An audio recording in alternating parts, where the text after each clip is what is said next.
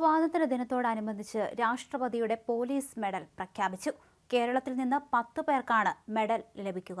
വിശിഷ്ട സേവനത്തിനുള്ള രാഷ്ട്രപതിയുടെ police medal crime branch ADGP H. വെങ്കിടേഷിനാണ്.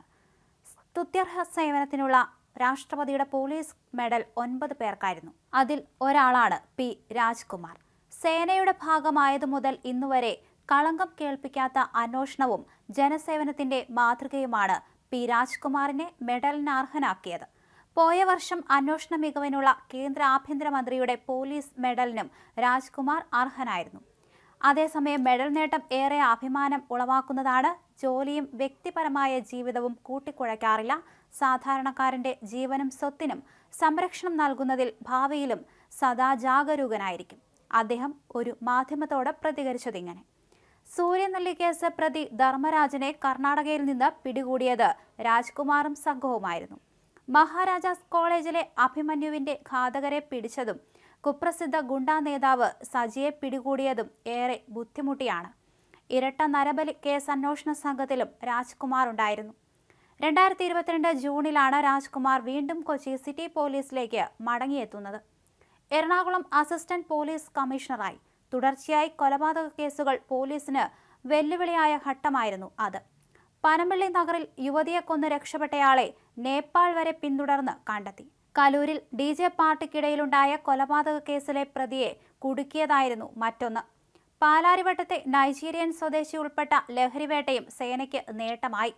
Palarivattom police സ്റ്റേഷനിൽ ഒരു കേസിന്റെ ഫയലുകൾക്ക് നടുവിലിരിക്കുമ്പോഴാണ് കൊച്ചി സൗത്ത് ACP-യായ P. രാജ്കുമാറിന് ആഭ്യന്തര മന്ത്രാലയത്തിൽ നിന്ന് രാഷ്ട്രപതിയുടെ മെഡലിനെക്കുറിച്ചുള്ള സന്ദേശമെത്തിയത്. തൊട്ടുപിന്നാലെ ഫോണിലേക്ക് ആശംസകളുടെ ഒഴുക്ക് തന്നെയായിരുന്നു. മമ്മൂട്ടി മുതൽ ഒപ്പം ജോലി ചെയ്തിരുന്നവർ വരെ. 2003 സബ് ഇൻസ്പെക്ടർ ട്രെയിനിയായി തുടങ്ങിയതാണ് വൈക്കം മറവൻതുരുത്ത് സ്വദേശിയായ രാജ്കുമാറിന്റെ പോലീസ് ജീവിതം. പിറ്റേ വർഷം കണ്ണൂരിൽ പ്രൊബേഷണറി SI ആയി. 2005 എറണാകുളം ജില്ലയിലെ വാഴക്കുളത്ത് സ്വതന്ത്ര ചുമതലയോടെ SHO, പാലായിൽ SI ആയപ്പോൾ മുതൽ രാജ്കുമാർ എന്ന പോലീസ് ഉദ്യോഗസ്ഥൻ കേരളത്തിന്റെ ശ്രദ്ധാകേന്ദ്രമായി മാറിയിരുന്നു. ഒട്ടേറെ കേസുകളിൽ ഉൾപ്പെട്ട സജി എന്ന ഗുണ്ടയെ സിനിമാ രംഗങ്ങളെ ഓർമ്മിപ്പിക്കും വിധമാണ് അദ്ദേഹം പിന്തുടർന്ന് പിടികൂടിയത്. പൊൻകുന്നത്ത് ജോലി ചെയ്യുമ്പോൾ സൂര്യനെല്ലി കേസ് പ്രതിയെ കർണാടകയിൽ നിന്ന് അറസ്റ്റ് ചെയ്ത രാജ്കുമാർ ഒട്ടേറെ കൊലപാതക കേസുകളും തെളിയിച്ചു. 2021 DYSP-ആയി സ്ഥാനക്കയറ്റം കിട്ടി ശാസ്താംകോട്ടയിലെത്തിയ രാജ്കുമാറാണ് കേരളത്തെ ഞെട്ടിച്ച വിസ്മയ കേസ് തെളിയിച്ചത്.